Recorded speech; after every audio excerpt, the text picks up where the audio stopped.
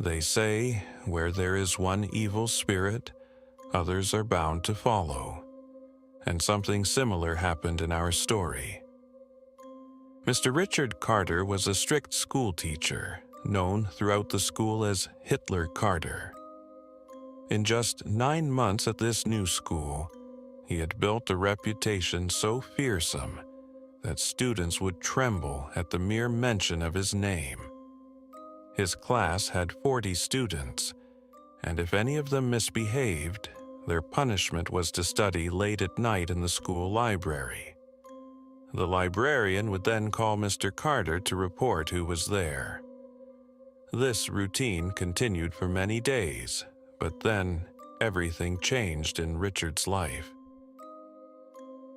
Maria had been working in Richard's home as a housekeeper for the past 9 months.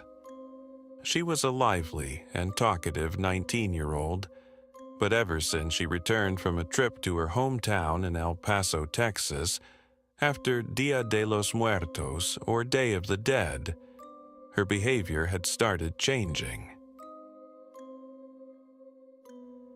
In the evenings, Maria would lose interest in work and go up to the rooftop, returning after a while. When Richard's wife, Susan, mentioned Maria's strange behavior, he suggested they secretly follow her to see what she was doing. That evening, Maria once again asked for permission to go to the rooftop. Since Richard was home, she asked him directly, and he granted it.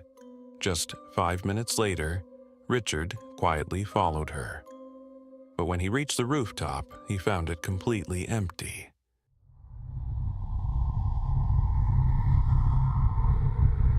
Just as Richard was wondering if Maria was sneaking off somewhere else, he heard a voice in the quiet evening air.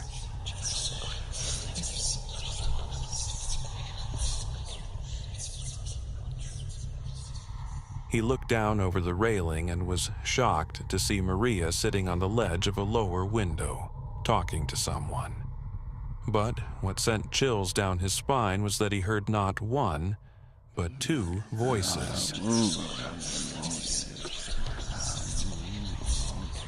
Stunned, Richard backed away and hurried back inside to tell Susan what he had seen. But just as he finished talking, the bathroom door opened,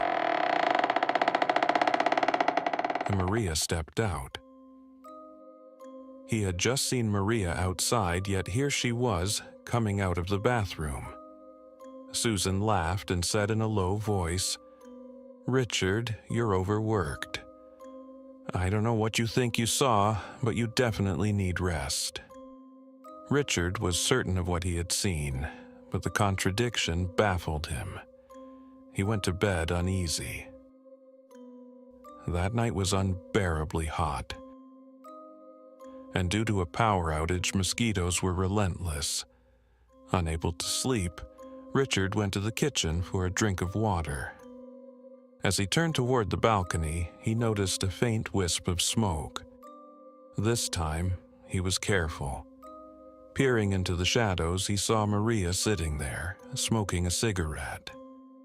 Before he could approach her, the phone in his room rang. Confused about who would call so late, he abandoned Maria and went to answer it. The call was from the school library. When he picked up, a voice said, "I am wrong number, 41.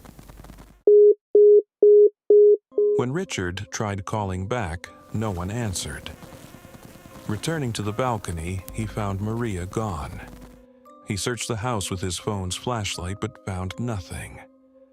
Something compelled him to check the rooftop, and when he got there, he found it empty. But when he looked down into the balcony below, there was Maria again, mumbling to herself.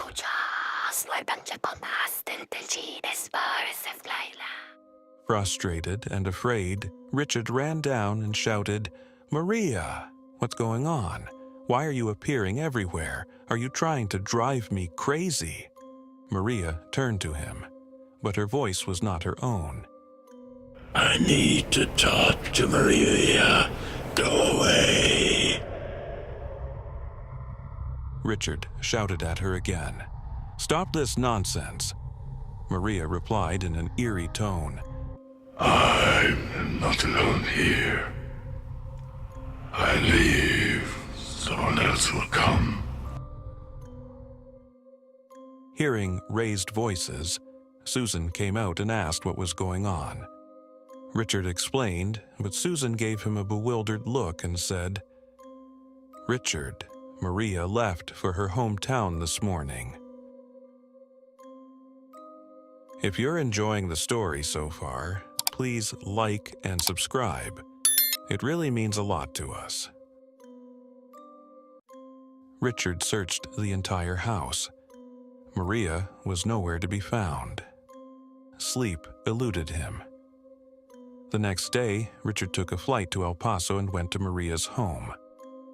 Her father told him that ever since Maria had returned from Richard's house, she had been sick, burning with fever, and muttering strange things.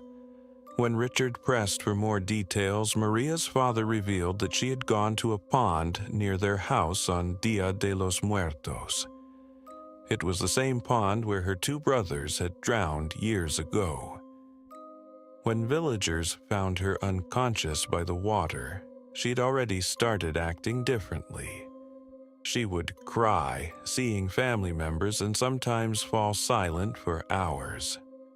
Inside the house, a local pastor was performing prayers. Richard stepped inside and called out to Maria. Her eyes hollow meet his, and in distorted voice muttered, Did roll number 41 call? Richard was stunned. How did Maria know about the call? Back in the city, Richard waited that night for the library phone call. At 2 a.m., just as he was drifting to sleep, his phone rang. Richard answered. I am wrong number 41. This time, Richard answered, There are 40 students in my class. Who are you? For the first time, the caller didn't hang up. A girl's voice said, Look at me while teaching. Look at me while teaching. A chill ran down Richard's spine. The next day, he combed through the school's old records. In a register from 4 years ago, he found an entry for a girl named Emily. She had excellent attendance, until suddenly, in June, she stopped coming. Upon further investigation, Richard learned that Emily had disappeared that summer and was never found. A terrible suspicion gripped him. He ran to his classroom and stared at the back wall. Was there something, someone there?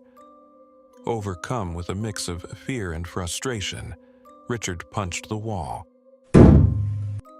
His fist broke through the drywall, and behind it he saw something that made his blood freeze. An eye socket, a skull. Authorities were called, and the entire wall was torn down. Hidden inside was a skeleton. The discovery sent shockwaves through the town. DNA tests confirmed that the remains belonged to Emily, the missing student. Further police investigation exposed a sinister ring of individuals within the school involved in child trafficking. After that, the phone calls stopped, and Richard, once feared as Hitler Carter, transformed into a different person, gentler, more understanding.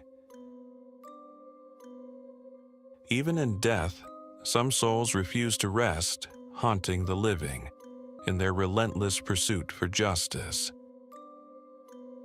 This true story still gives me the chills. If you liked the story, like and subscribe to the channel and let me know in the comments section, have you ever witnessed anything ghostly